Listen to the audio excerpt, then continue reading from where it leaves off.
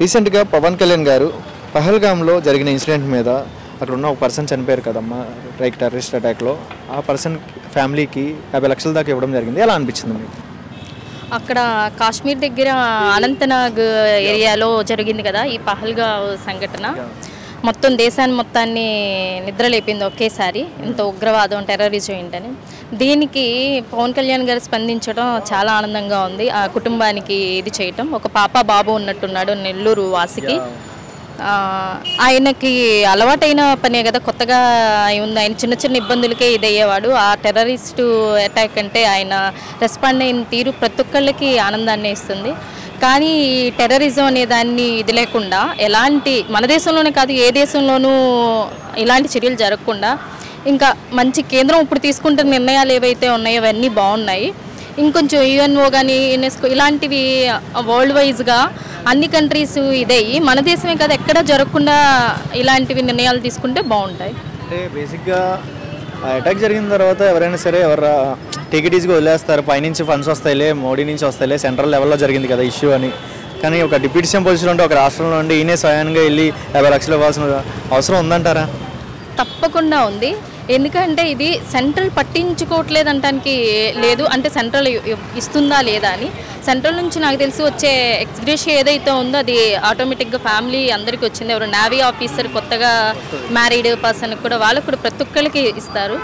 ఇక్కడైతే నాకు సెంట్రల్ ఇచ్చిందా స్టేట్ ఇచ్చిందా అనేది ఏమీ అనిపించట్లేదు. అందరూ ప్రతి ఒక్కళ్ళు అన్ని స్టేట్స్ ఎంతవరకు వాళ్ళని రక్షించాలో, ఎంతవరకు వాళ్ళకి బెనిఫిట్స్ ఇవ్వాలో దానికి అందరూ ఓకే అయ్యే చేస్తున్నట్టు అనిపించింది. మన పవన్ కళ్యాణ్ గారు ఆ 50 lakhs ఇవ్వటం మాత్రం చాలా ఆనందంగా అనిపించింది. ఎందుకంటే మన ఏరియా అంటే మన ఇంట్లో పర్సన్ లాంటి వాడు కాబట్టి అలా ఆయన అసలు ప్రతి ఒక్కరిని మన అనుకునే వ్యక్తిత్వం ఉన్న ఆయన కాబట్టి ఆయనకి చిన్న విషయం అయ్యి ఉండొచ్చు, మనకు మాత్రం చాలా పెద్ద విషయంగా అనిపిస్తుంది. ఆ ఏరియా ఎంపీ కూడా వాళ్ళిద్దరు పిల్లలకి స్టడీ కూడా ఆయనే తీసుకున్నట్టున్నారు. అది కూడా విన్నాం. చాలా హ్యాపీగా అనిపించింది. కొంచెం వాళ్ళకి మనం సపోర్ట్గా ఉన్నాము అనే అదొక్కటే కదా మనం చేయగలిగింది. సో పవన్ కళ్యాణ్ లాగా దేశం గురించి ఆలోచించే పర్సన్ ఎవరైనా ఉన్నారంటారమ్మా? నాకు పవన్ కళ్యాణ్ గారు లాగా అంటే నాకు జేడి లక్ష్మీనారాయణ గారు ఐఏఎస్ ఆఫీసర్, ఆయన ఒకళ్ళు బాగా నచ్చుతారు. ఇంకా ఐపీఎస్లో ఉన్న వాళ్ళు కూడా చాలామంది ఇలా వెంటనే రియాక్ట్ అయ్యి చేసేవాళ్ళు ఉన్నారు. కానీ ఐఏఎస్ ఐపీఎస్ వీళ్ళందరూ వాళ్ళు చదువుకునేటప్పుడు కానీ వాళ్ళు వర్క్ చేసేటప్పుడు కానీ వాళ్ళకి సాక్రిఫైస్ చేయటం కానీ ఎవరికైనా హెల్ప్ చేసి ఆనందపడటం కానీ ఆటోమేటిక్గా వచ్చేస్తుంది. కానీ ఈయనేంటో కొత్తగా సినిమాల్లో ఉండి కూడా ఆ గ్లామరు ఇదే కాకుండా జనానికి సేవ చేద్దాం, ఎంతైనా ఇచ్చి సేవ చేద్దాం అనే పర్సన్. నాకు తెలిసి ఆయన మన తెలుగు ఆయన కావటం, మన ఏరియా ఆయన కావటం చాలా హ్యాపీ. మనకే కాదు అటు బాలీవుడ్ వాళ్ళు కూడా ఈయన చూసి ఇన్స్పైర్ అయ్యేవాళ్ళే. ఆయన చూసి మనం కూడా ఇన్స్పైర్ అవుతామేమో. మనం కూడా చిన్న చిన్న పనులు, ఆయన పెద్ద పెద్ద పనులు చేస్తున్నప్పుడు మనం కూడా చిన్న చిన్నవి చేయాలని అనుకుంటాం కదా. ఆయన చేసే ప్రతి ఒక్కటి అందరికీ ఆదర్శప్రాయంగానే ఉంటుంది. గిరిజన ప్రాంతంలో ఉన్న ప్రజలకు కూడా చెప్పులు పెంచడం కూడా చూసాం. ఎలా అనిపించింది? ఆయన పంచాయతీ శాఖ తీసుకున్నప్పుడే అనుకున్నాము ఆయన లోపల ఏదో ఉంది, ఏదో జనానికి చేయాలి అని. కానీ అక్కడ ట్రైబల్ ఏరియా వరకు వెళ్ళి వర్క్ చేసిన ఇది మాత్రం బహుశా పవన్ కళ్యాణ్ గారికే ఇది జరుగుతుందేమో. నాకు తెలిసి ఆ అరకు ఆ లోపల వరకు ఎవరు వెళ్ళరు, ఏదో సమ్మర్ వెకేషన్స్కి తప్ప.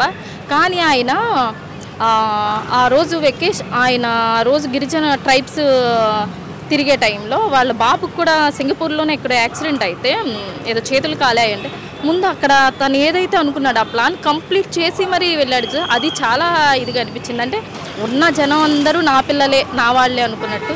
అసలు ఆయన గురించి ఎంత చెప్పినా తక్కువే. ఒక మాటలు ఏం చెప్తారు పవన్ కళ్యాణ్ గురించి? పవన్ కళ్యాణ్ అంటే పవన్ కళ్యాణ్, అంతకంటే పెద్ద ఏమీ ఉండదు. పవన్ కళ్యాణ్ ప్రతి ఒక్కళ్ళు పవన్ కళ్యాణ్ అని చెప్పుకుంటారు. ఇంకా ఆయన కొత్తగా టైటిల్ ఇవ్వాల్సిన అవసరం లేదేమో అని నా ఉద్దేశం. పవన్ కళ్యాణ్ ఫ్యూచర్లో ఎలా చూడాలనుకుంటున్నారు? ఆయనకి ఏది ఇష్టం అయితే అది అందులోకి ఆయన రీచ్ అయ్యి ఆయన అలా చూసి మనం ఆనందపడాలనుకోవటం. ఒకప్పుడు డిప్యూటీ సీఎం అంటే ఎవరికి తెలిసేది కదా, ఇప్పుడు డిప్యూటీ సీఎం అంటే అందరికీ తెలుస్తుంది. చిన్నపిల్లలు పెద్దపిల్లలు అందరూ చెప్తున్నారు. ఇంతకుముందు మనకి సీఎం మాత్రమే తెలుసు ప్రతి ఒక్కరికి. మహా అయితే హోమ్ మినిస్టర్ ఒకళ్ళు బాగా ఇదవుతారేమో. ఈయన వచ్చిన తర్వాత ఒక డిప్యూటీ సీఎంకి ఇంత పవర్ ఉంది, అసలు డిప్యూటీ సీఎం ఒకళ్ళు ఉన్నారా అని.